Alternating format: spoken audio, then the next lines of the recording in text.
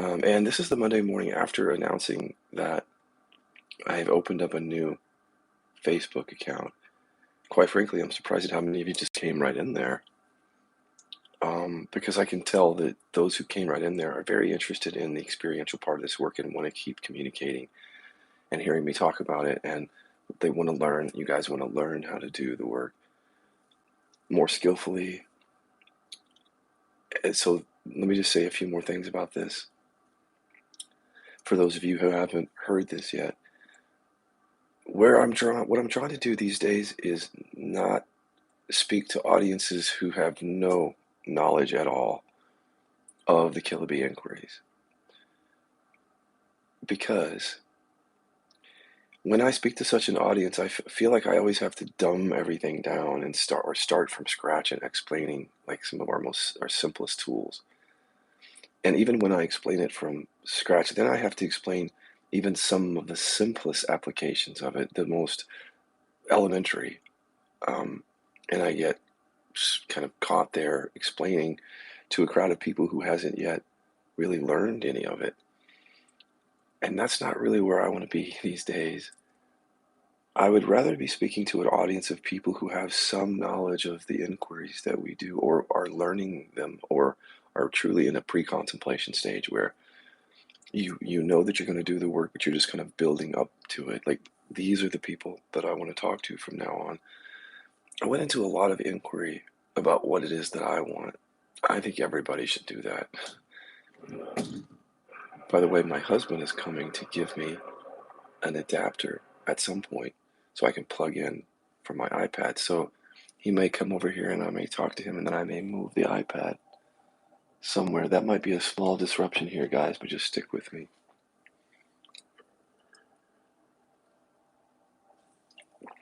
I do want to say a few things here, even if there's an interruption.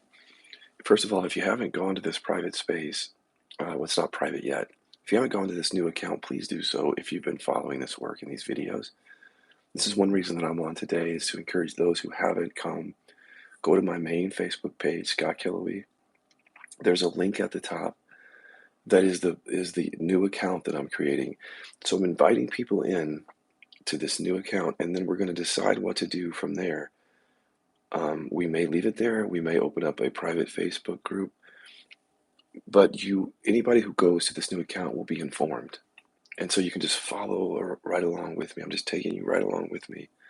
Right now, I'm speaking publicly to invite people to come to that new account so that you can be invited to wherever we're going here. Because, again, where my heart is these days is when I did inquiry about what I want, it's what I want is to have an even deeper conversation and connection with people who are doing this work. That's what I want. That's what came out of the inquiry. And I even looked at, do I want to be doing videos that are wildly popular with a whole bunch of people watching that have no idea about KI? I don't have anything against people coming to this work. I am not interested so much right now in just speaking to even a crowd of people where 20% of which don't know the work. I'm looking for audiences. In other words, what I want is to be speaking to an audience that is already dove into the work or is getting there, and so that I can just speak at that level with you guys. I don't have to go back and explain things over and over and over again. So when I say reverse inquiry, everybody knows what I'm talking about. If I say metaphysical hands, everybody knows what I'm talking about. These are all tools that I've given. No, I haven't given. You have to buy. You have to buy the video series, but I put it all out there. And let me talk about this, what I want, because as you've been seeing this publicly happen, where I'm filtering people into a new account, I've been deep in inquiry about what it is that I want, and then just also contemplation, not just inquiry, around the question of what I want. When you sit with realization long enough, or for that matter, just sitting and being on earth long enough, you start to want to do exactly what you want. I don't know if you can relate to that, but you have less patience, or not patience, less desire to explore avenues that your heart isn't called to do. And you become more interested in literally doing what you want. That's all that I can say, especially with KI. If there's one set of tools that came into my life and just said, okay, all this bullshit, we're going to get rid of it in your body and in your life, and we're going to hope this clear path of transformation. That's what these tools have done for me. They've so radically shifted my life in ways that I can't even express, that there's no way that I can talk anymore without talking about the tools, because they've been so helpful to me and to so many other people. So I want to be able to talk and use the tools, but I want you to have some knowledge of it. So let me say this. Please come to this new account. Let me tell you where we're headed with this so you can get a sense of it. As for a few years, I've been in inquiry and contemplation around how messages and teachings and tools get delivered to people, like the gestalt or the dynamics around the teacher-student relationship or the facilitator-student relationship. And if you pull back and you look at what we've been doing, we've been slowly creating something different. But if I don't point it out, you may not realize it. If you see in our posts on Facebook, not just me, but other facilitators, we're very interested in peer support and self-support. And that's not something that you see very much in non-duality. You don't see an emphasis on teaching people how to inquire on their own and teaching people to inquire with each other so that they don't continue to be dependent on a particular teacher or even a facilitator. Some interdependence, some reliance on a teacher or a facilitator is important, especially in the beginning, to get your bearings straight. It's like you have training wheels on and someone's kind of guiding you and making you more skillful as you ride the bike. And that's what a teacher or a facilitator will do. But this work continues on in people's lives. So even if someone gets a session, a package sessions, at some point that ends. Or maybe someone never buys sessions, but they're interested in the work. The problem with the old ways of doing things is that they make the dependence so heavily on the teacher or a person that there's no real depth happens. In other words, one person can't be individually accessible to everyone in a group of people. And we need that individual access, that individual thing, one-on-one. We all need that because that's how we go really deep with this work. But if you were to rely on me to be your facilitator, your teacher only, then you wouldn't have that kind of access. Because I speak generally in these videos, I'm not necessarily guiding you through the content of your life, your traumas, your programs. So we all need that. Even me. So when we developed KI, Dan McClintock and I, for a while I was being facilitated by Dan really every night. And what a great experience that was. You should go through that experience. Everyone should go through the experience of learning the Kiloby inquiries and the gift of receiving facilitation from someone else. It's a rich experience. It goes deeper than when you look on your own. It's literally transformed my life, that period of time, and Dan's. So as we bring this work out into the world, we're thinking, how do we allow others? How do we set up an environment where others can have this experience of being supported and facilitated? And peer support is one of the answers. Teaching people to facilitate each other, taking the dependence off of me and other facilitators. It's like spreading the love as wildly and as widely as we can. Teaching you how to look on your own, teaching you how to facilitate each other. So that's one thing that's been happening. If you look back, it's been growing within our community, and we're feeling all that out because it's not really that particular thing. Isn't? Oh, there's my loyal husband. He just brought me what I needed. Thanks, babe. So guys, here's what I'm going to do. I'm going to stay here for this video and not move. Okay, so follow me here. Understanding that we have the peer support and the self-support, understanding that in my own life, my clarity is that what I really want is to speak to people who are learning this work. So we have all these things going on, changes going on with me and how I want to share the message. And then the KI, the structure of it is changing to help people empower themselves, so to speak. Now, we're developing that. We don't have a handbook for that. There's no manual because we don't see a non-duality, and you guys can tell me, or these kinds of awakening teachings, a peer support or a self-support program that actually strongly encourages that. If you know somebody out there that has that model, let us know. Otherwise, we have to build it, and we're building it slowly. We're seeing what works and what doesn't. So, back to what I want. What I want is, again, to connect with people doing the work. Obviously, that happens in session. It's probably the best way one-on-one that I connect with people. But I want to connect with the groups of people like you guys, as long as you're all somewhere in doing the work. That's all that I'm saying about that.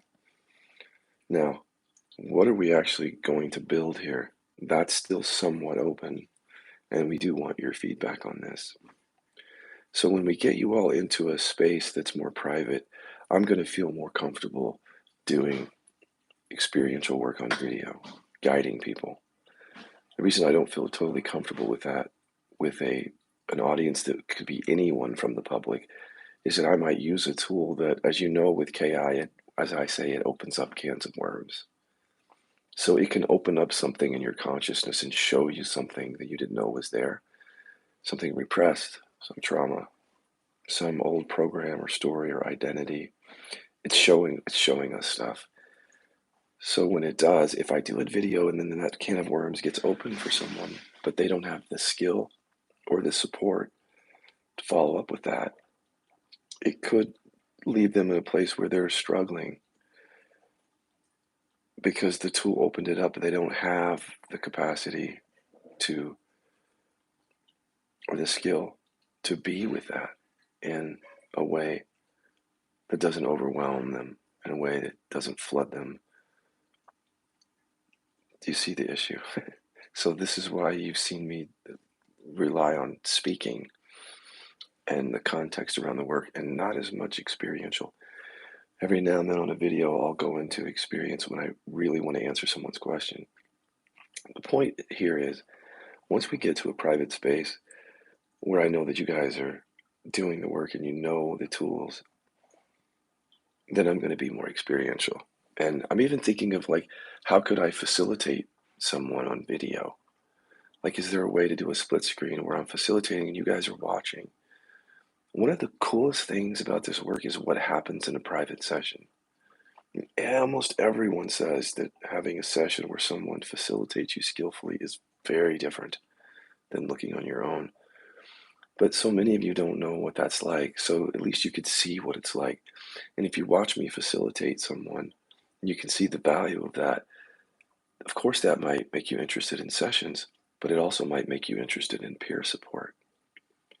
So these are programs that we're building where if you see me facilitate someone and you're very interested in that, there's a way to go and learn how to do that with a friend, like me and Dan did.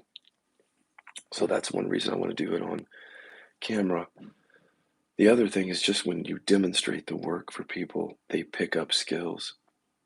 So that's what I want to do is I want to demonstrate. Some of the demos will be me facilitating myself. But like this morning, I woke up and I thought, God, I need to, now that I've got these folks, I was going to do a video in the new account, experiential video, but there just isn't anything coming up for me this morning. Like literally, if I did an inquiry, it would be like faking it or going through the motions. So I want to facilitate myself when it's authentic, when something's really happening. I want to do that more on video, but I also want to facilitate others. And I want to do more guiding, um, guiding a group of people through inquiry where you can watch a video and just sit back along with everyone else and be guided through that experientially. And another thing I want to do. It's eluding me right now. Hold on.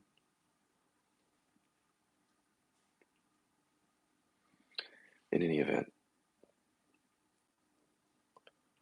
um, this is what I want. I want to create these kinds of videos and have this kind of audience that is learning and applying and refining their use of these tools by watching the videos. I'm even going further than that. I'm toying with some ideas. The people that I work with are toying with these ideas. And one is that for people who do sessions with me, every session package is a finite package. It ends at a certain point. And when it ends, I like to see that people are fully supported, like that they can continue in the work even after. So I've thought about creating videos where I'm just here and I'm facilitating, like in a phantom way, facilitating without another person on the end, guiding you, and then where you can pause the video and then go with the inquiry or the instruction that I'm giving, see for yourself what I'm pointing to, and then come back on. And then we go deeper with it. Pause, take a look, come back on, go deeper. And so if I create that for the people that I'm doing sessions with, I'm also thinking about all the people who can't do sessions because they work, because of a time zone issue, because of finances, or maybe they just don't want to have sessions. So I'm thinking of ways to make those kinds of videos where I'm doing that phantom inquiry available to those people, but I don't want to do that publicly. You can see that why I wouldn't want to do that. If you've done any KI, you know why I don't want to do that. Because even facilitating someone, again, a can of worms might open up, but if they don't have access to someone on a regular basis, even me or someone to facilitate them, it just may not go very well, say it that way. These are very exciting things to think that we can create a new way of relating to each other around this work. And I'm very open to new ideas. I just have to hear from you if you have any.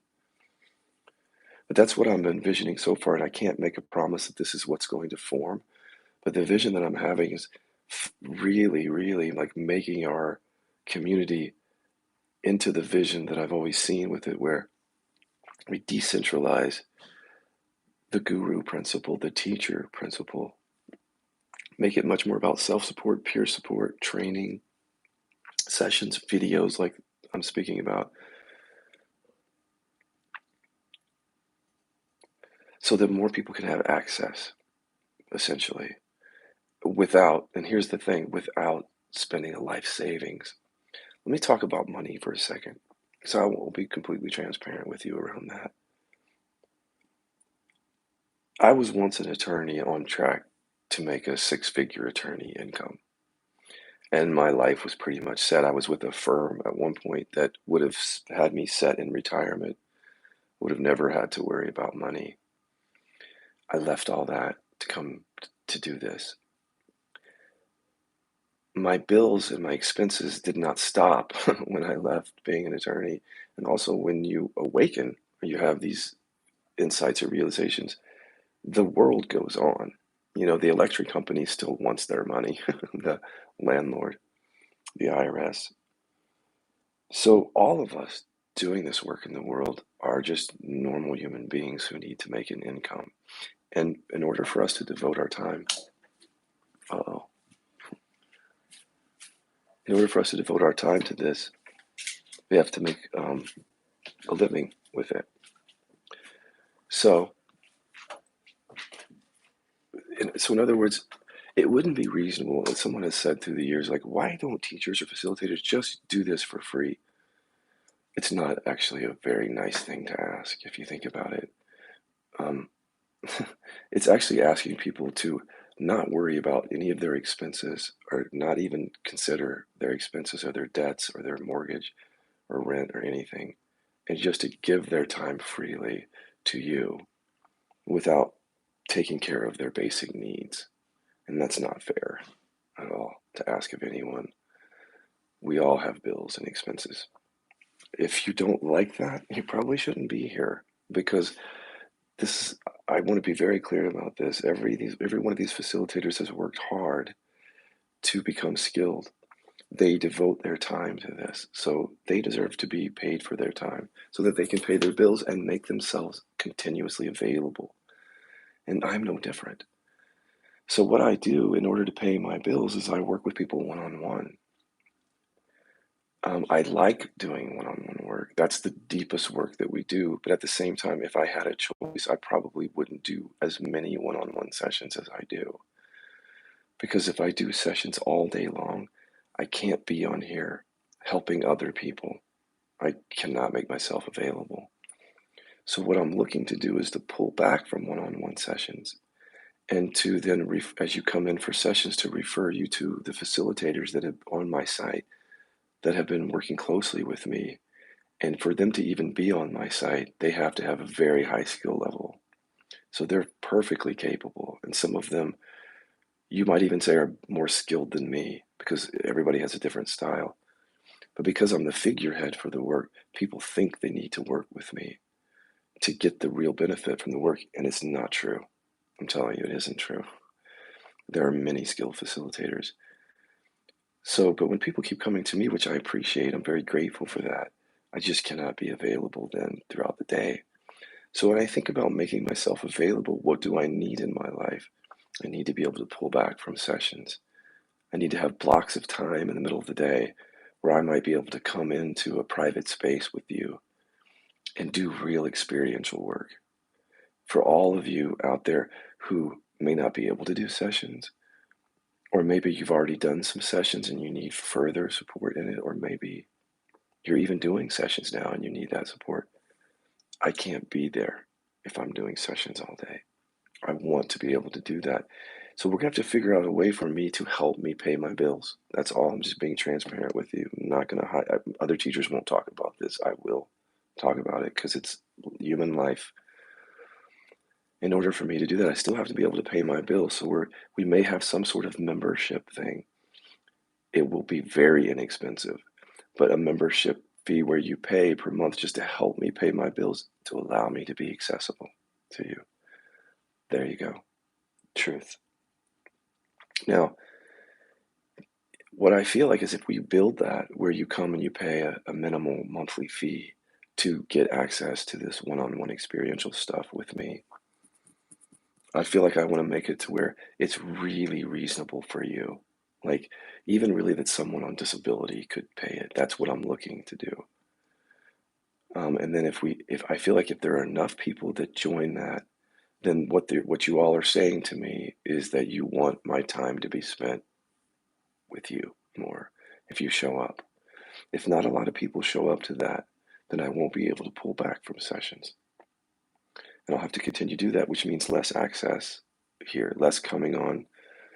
I mean, if I had my ideal, speaking of what I want, my ideal thing is that I would meet with people one on one, but I would have blocks of time each day where I could just come on here and even in Zoom calls, like interactive Zoom calls, but videos where we're just going deeper with it. And I'm showing you even more of the nuances of the skills and guiding you through the process. That's what I see happening. But there would be no way for that to happen without an adjustment in how I do things. Less sessions. So if you're interested in more experiential, if you're interested in seeing me more and me guiding you more, then the way that you show me that is by going to this new Scott Killaby Facebook page. If I see you go there, I'm sensing that you are interested in that. And it's like a vote for that. If you don't go there, I'm thinking, well, you don't want to have me more accessible like that. So just let me know what you're thinking about that by either showing up in that room or not.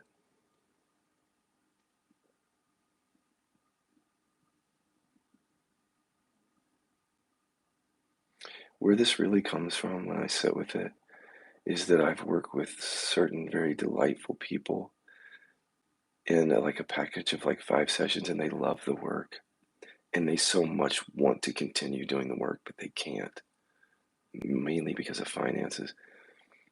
That stays with me when I stop working with those people. They don't leave my consciousness. I don't sit and worry about that. It's not like obsession. It's just I know and I remember that I was working with you and that you don't have that kind of support anymore. So what drives a lot of this is how can I support those people? That's where a lot of this comes from. When I see anyone that's really earnest around the work, I just want to support them in that. That's all. I just want to support them in that. That's where a lot of this comes from. So back to what I want would be to not leave people like that out in the cold. That's what I want.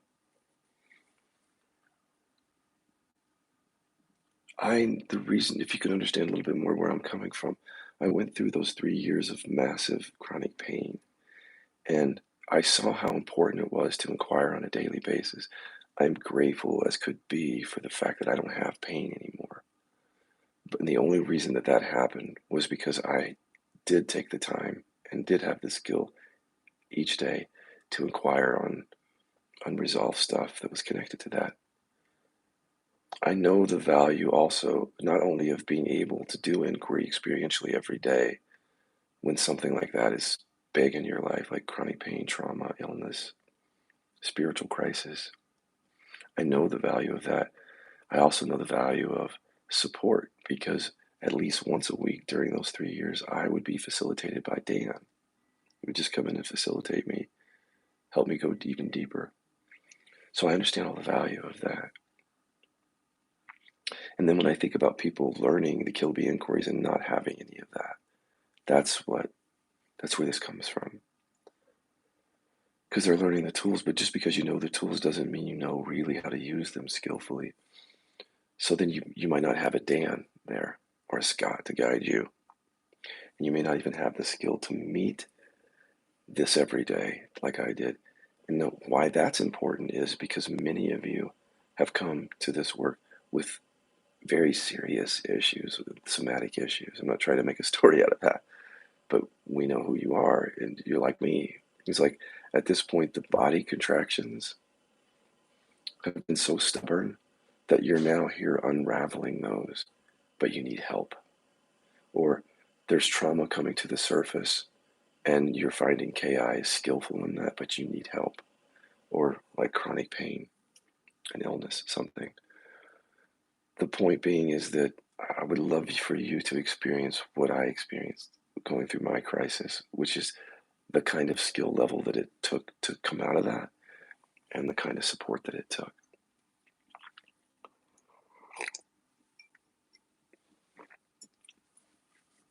So now you know more about the background and the context of what I'm trying to create now. If you can just hear it from my perspective. When I went into inquiry about what I want, I envisioned, do I want to become a really popular teacher, or is that important to me in this lifetime? And ultimately, the answer was no. Like, I could be completely happy and content if that never happened, and it would be wonderful if it did. But one of the issues, if it does happen, is will I lose contact with people that could benefit from contact with the people who are really doing the work in deep, and will it become so diluted? There'd be so many people that we couldn't go deep anywhere because so many different kinds of people with different levels of consciousness come. So I got really clear in myself, so to speak, that that's not where it's not what I'm shooting for. If that happens, wonderful. With a caveat, how do you continue to connect with a larger group of people? But when it came down to what I want, I thought, what I want is to be able to continue to doing what I'm doing. I love this. I love coming on video every day and connecting with you all. This is what I want to do. I also want to meet with people one on one, and I want to develop more of these tools. So here is you're just hearing me play out what I want, and you're going to watch it unfold where to see where it goes.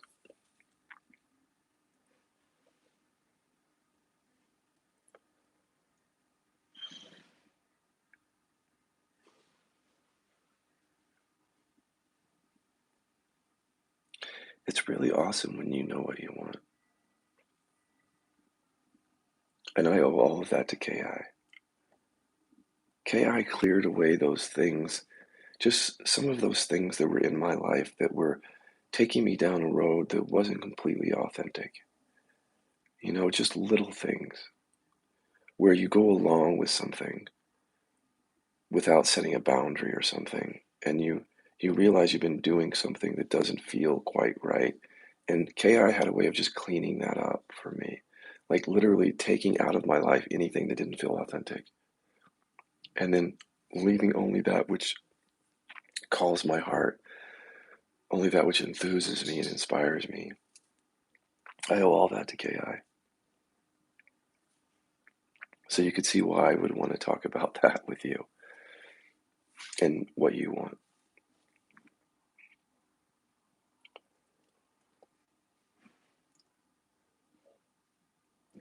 The other thing that drives this is that even when I'm doing sessions with people, a lot of what KI does is it kind of corrects practices that are less than skillful, practices that have somehow ignored the mind or the body, practices that bypass,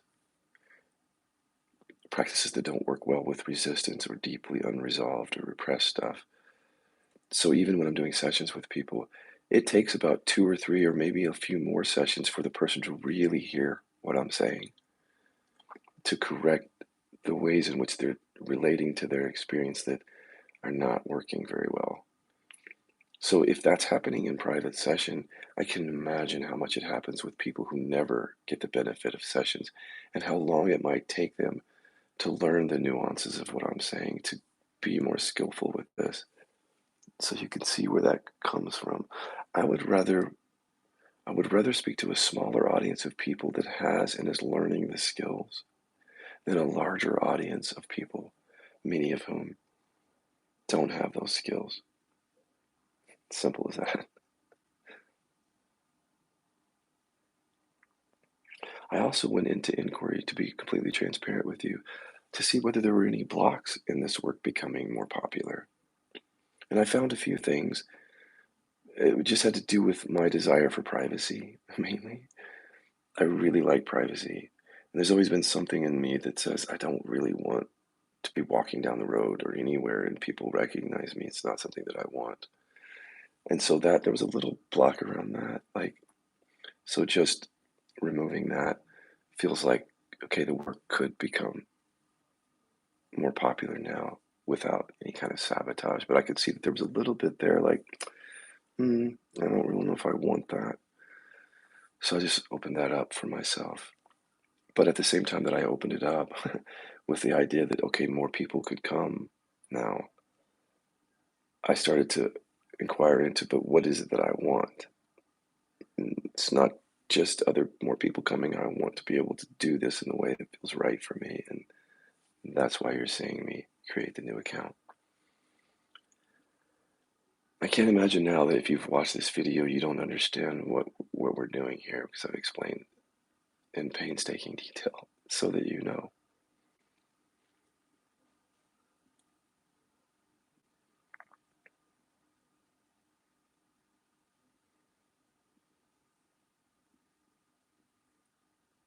So there were some questions or comments.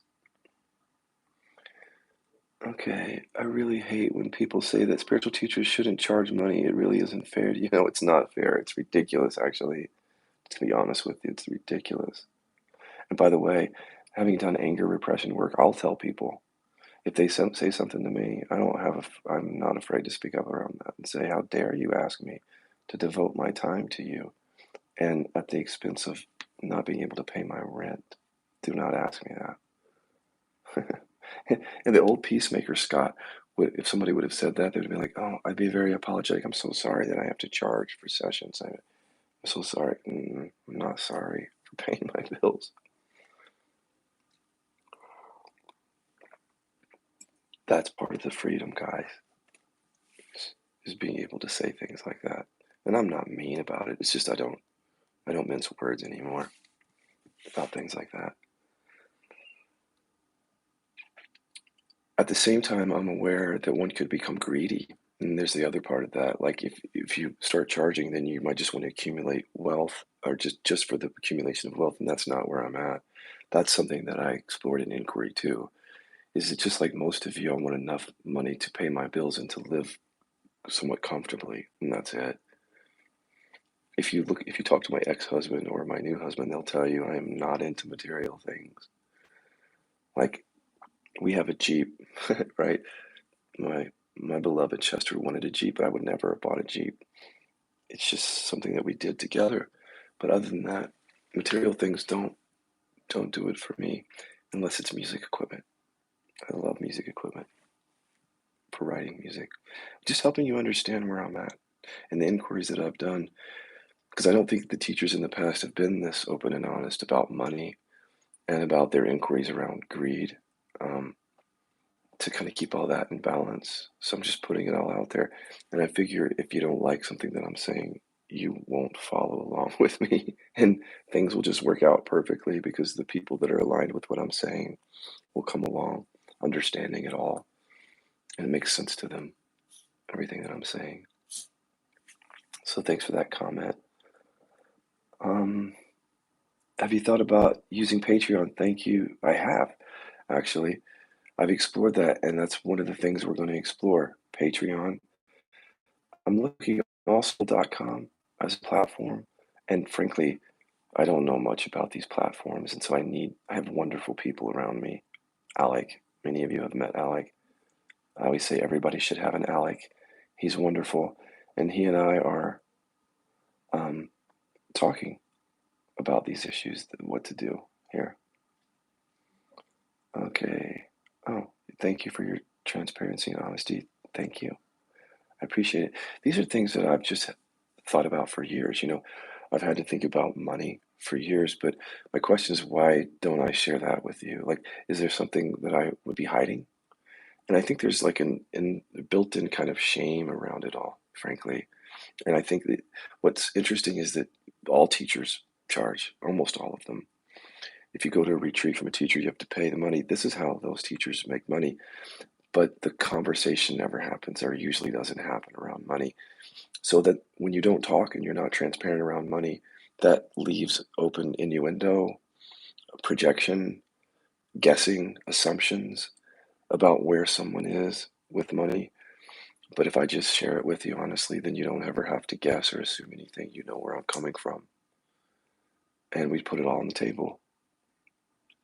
And yeah, that's just part of to me, the scam of the non-dual teachings is part of the lack of transparency is that maybe teachers haven't done the kind of inquiry that it takes to just be able to open their mouth and say certain things, you know? And I get that because before the Kilby inquiries, I was one of those that just thought you don't talk about that stuff. You don't talk about money publicly.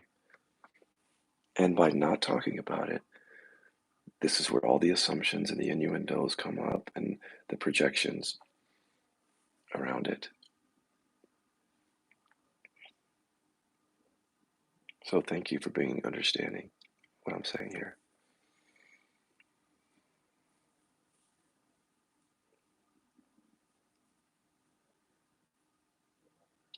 I have to say there is one teacher who loves doing business, and he tells his followers there, like when they come to, he says, "I love doing business. Give me your money." And you know what? I kind of like that actually, because at least he's being honest. He's like he loves business, so he's telling you, and that's actually a breath of fresh air. I don't really love business, but I don't mind paying my bills. I'll tell you that.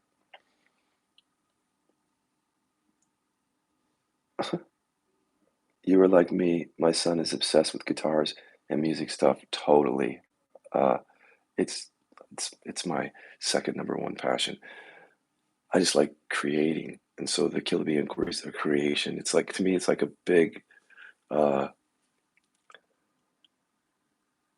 it's like a big piece of music. Kill Bee inquiries are with all these little songs in there that we've created and woven in. It's exactly like creating music to me. So music is the other thing that I like to do is create anything that's creative. Which brings me to a topic. that many of you ask me is you'll come to me and you'll say, okay, so I'm doing these practices, these non-dual practices, and people say that you get into the flow of life. And Eckhart talks about being enthused and inspired, and you're living your best life or whatever. And people say that's not what I'm experiencing. I'm experiencing that I don't want to do anything. Let's talk about that for a second. I know you know who you are. It's like you don't have the motivation to go to work anymore, or even maybe to create art.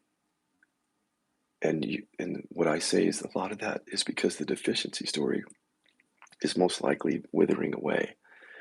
The deficiency story runs the world in a way. Our deficiency stories, so they motivate us to do almost everything. So we start inquiring into that because it's not what we are. All those motivations start to fall away. And then we don't really know how to navigate the world anymore without that. What's so wonderful about that is with the Kilby inquiries, there's just some other things to see there. There's some other stories and programs that start showing up during that that will actually sabotage you and keep you stifled and stagnant and unable to move. But with inquiry, you can just pull that out, weed those weeds out so that the flow starts happening. Your creativity is back online. You're not sabotaging, you're just living, and you're doing what you want to do. You're literally following your bliss, following your heart. That's what I love as part of the message going forward is how do we realize that, and what inquiries are necessary to open that up for each of us. This is one thing that I felt sort of restrictive around the non-dual message is that in the non-dual message we often say that the self is just the self, it's an ego. So we shy away from conversations about what is it that you want. Like, can you follow your passion, your bliss, your heart to manifest things in the world? Can you move in this world? I dare you to move, kind of thing. A lot of the non-dual teachings don't talk about that. Some do, because the idea is there is no self. And so none of that would be important. But let's be honest, it's important.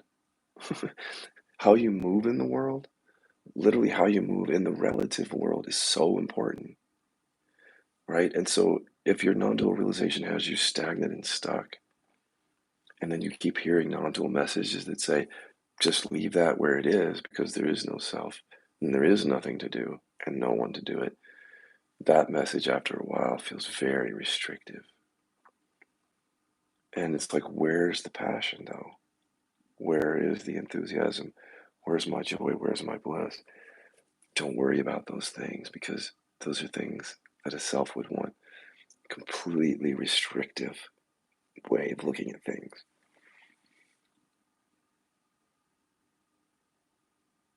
It's almost like wearing a straitjacket. You can't move.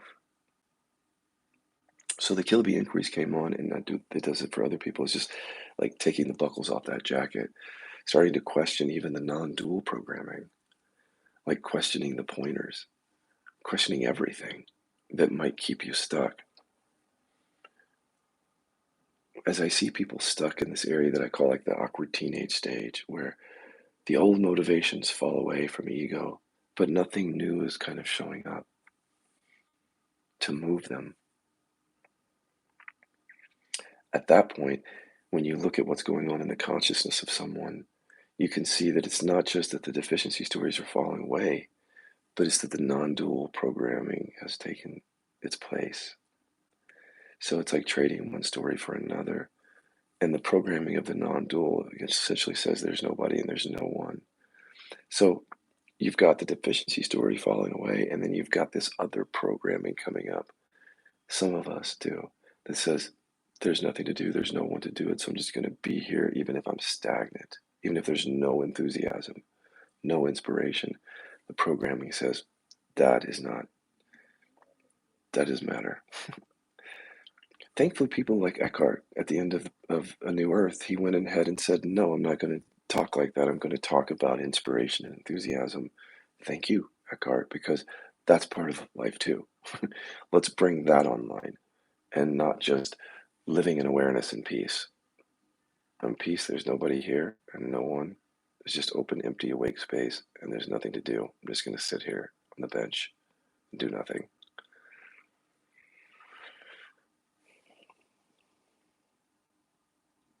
See, because it isn't all about that, is it? Is it? Because part of what we enjoy in life is moving in the world, isn't it? Like relationship, our work, our career, what we create. These things are part of the life, the fun of life. There's no reason that we need to cut these things out. It's just that to look at these things, to come to these things from a different place, to where it's not ego, it's not deficiency story, it's not trauma, it's not self-sabotage running it. It's the clarity. It's like removing everything that looks like a block to you just being yourself completely in this world. Whatever that is, whatever blocks are keeping you in fear, keeping you repressed, keeping you unconscious, contracted, unable to move, doing inquiry on that to open up that pathway because relationship does matter, doesn't it? You know, and how many times do you hear that? Because it's like there is nobody. So why are we talking about relationship? On one level, it's all relationship, our relationship to life, our relationship to creating, to our work, to our career, our relationship to our families, to our loved one, to our children, to our pets, to the universe. It's all relationship on one level. So these things do matter to a human life. And it's not just about there's no one and nothing to do. And through the years, I've seen people realize that and feel as if that the way that they've been programmed in non-duality feels restrictive, and they want to break out of that and open up to something that is more inclusive of the human experience,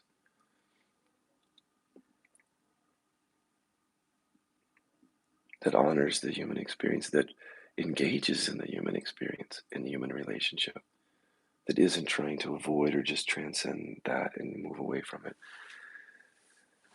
Wow, there's so much to say there, isn't there? There's so much to say there because so many of you have gone through that or are going through that right now where it's like you can't move. You know what I mean? You can't move in your life.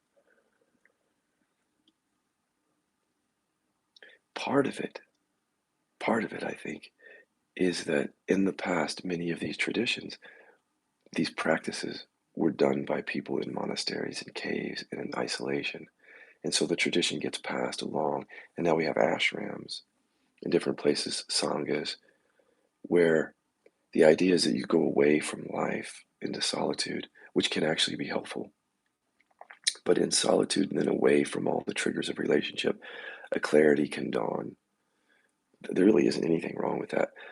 The issue, though, is that if the clarity dawns while you're alone in a quiet room, that clarity has not yet been tested. So go call your mother. When you have that clarity, just get on the phone with your mom, call your spouse, go back to work, start a relationship, see what happens. Because we don't live in that, most of us don't live in that world. Or even if we've lived in a world of solitude for a while at an ashram or whatever, at some point we have to engage with other people in the world. And so that's the kind of clarity that I'm interested in talking about, not the clarity that you get when you're just sitting alone in your room like this. I am the awareness. Everything is what I am. Because nothing is there disturbing that in any way. So, of course, you could see that. It's like people on a meditation mat. If you meditate long enough, you're going to have those expansive states. And maybe even you're going to have that expansion as your true nature, like you're going to open to that. But that's fairly easy to do on a mat. I mean, I don't want to say easy. It's sitting on a mat is conducive to that kind of thing. Sitting in your room alone can be conducive. But then what about life? What about relationship? What about, because when you're sitting alone in an ashram or somewhere and you're looking at things, right?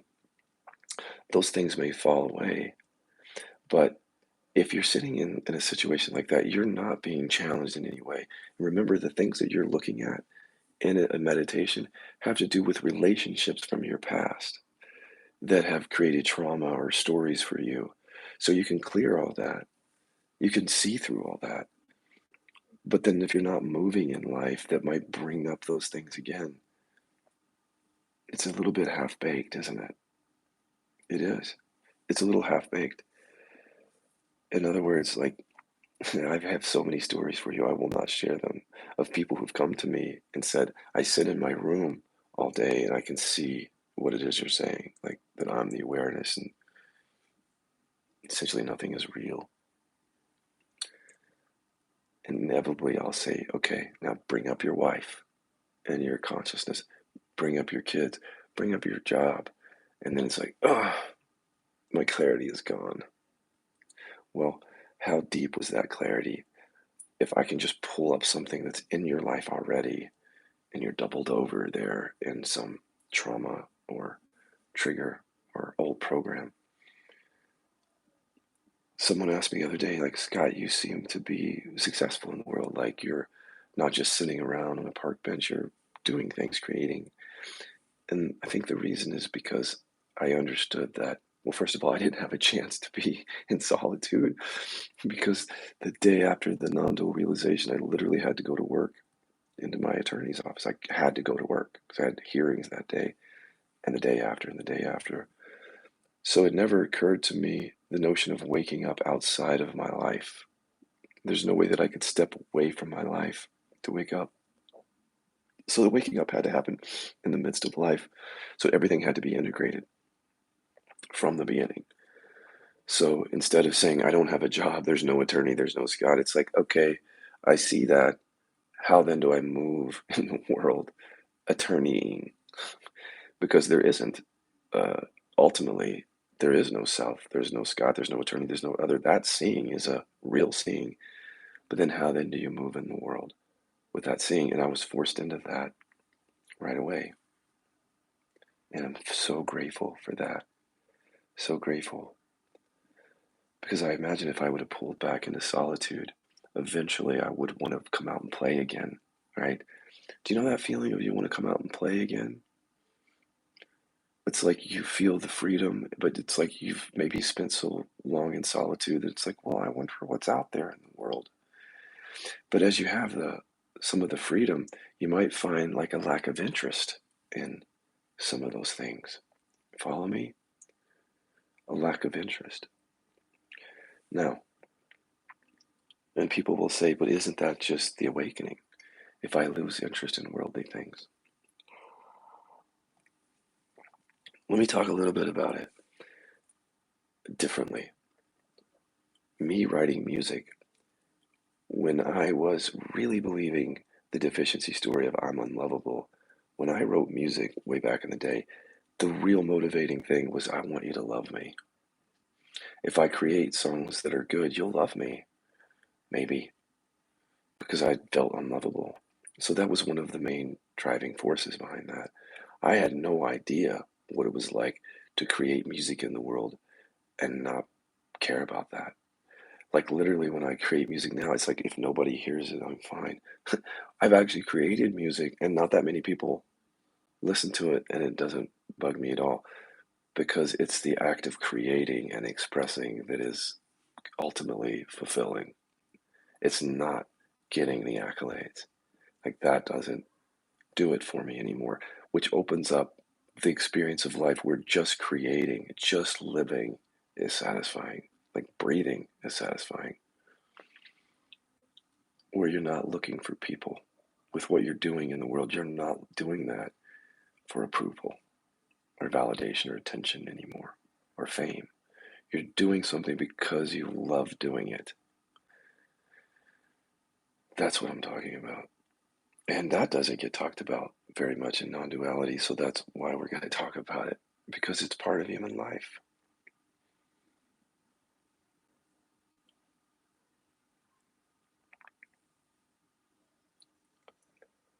Well, I didn't know I was going to say all this.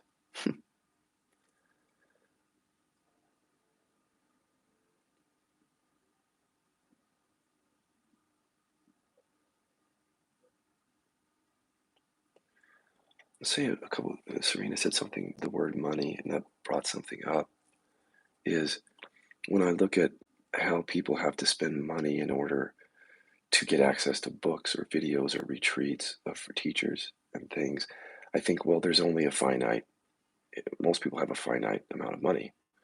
And yet, if you continue to be devoted to a teacher or a practice, you find yourself having to go back and give money over and over again.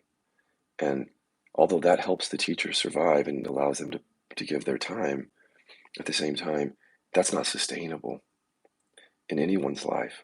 So what we've been trying to do here is we've been trying to pull people into for example, the Kill the Bee Inquiries training. Because once you come into the training, there's a cost on that. But once you're in training and certified, then you're in our family of facilitators so that you always have somebody there, technically for the rest of your life. You don't have to pay for sessions anymore. Your friends are facilitators, essentially.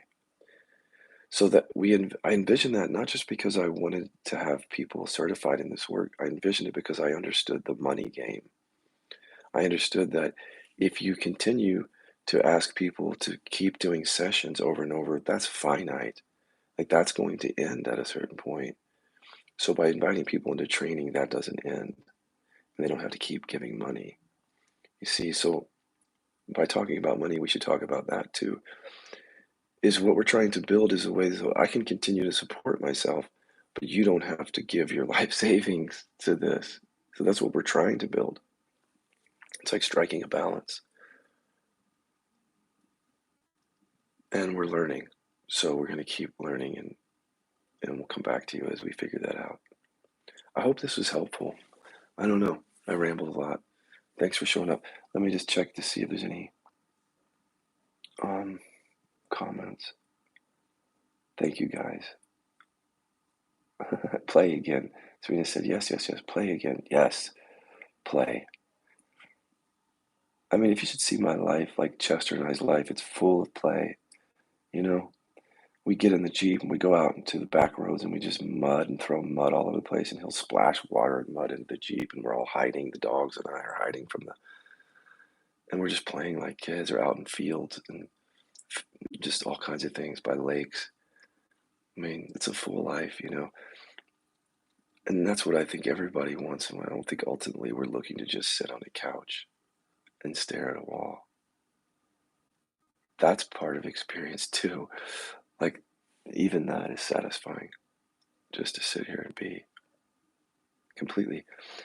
But play is what I'm speaking of. And so here's this, let me leave you with this and then I'll shut up. This is why the repression work, one reason why it's so wonderful. So a client said to me the other day that she looked up, what is the opposite of repression?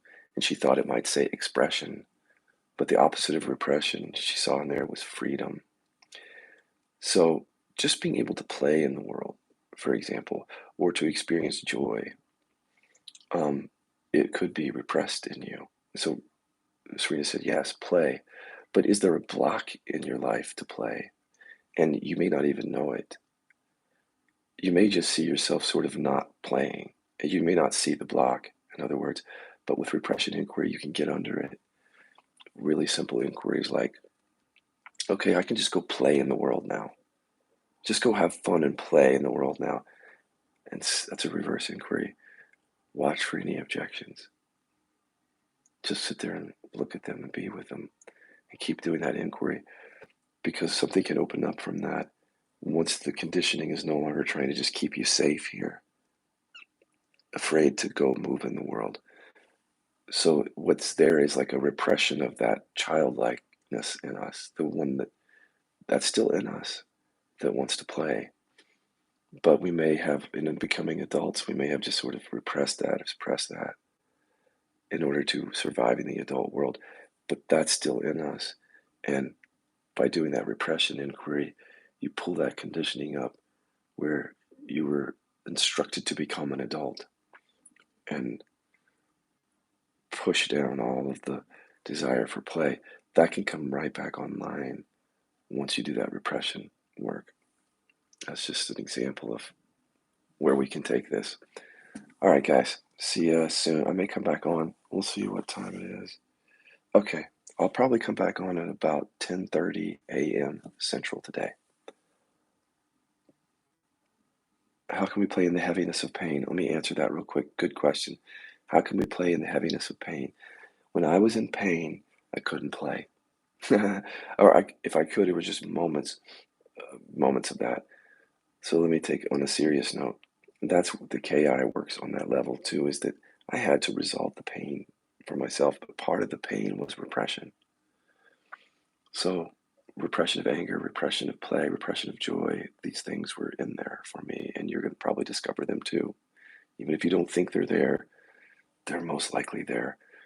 So when we're in pain, that's an opportunity it's like our pain is trying to show us something. I've said this so many times. Our pain is trying to show us, in a sense, the unconscious networks, the conditioning there that's keeping us in pain. It's actually our teacher. I'll say so much more about that, but it can actually lead to the openness to play as long as we listen to what it has to show us and inquire into it. So it's like I've been saying, it's all perfectly designed here. If we just have the skill and the context, we can see that everything that's happening in our life is trying to open us up to this greater depth of seeing, enthusiasm, inspiration, awakeness, embodiment. It's all there for us, even the pain. But it doesn't feel like that when we're in a lot of pain. I get that. So more to come on that.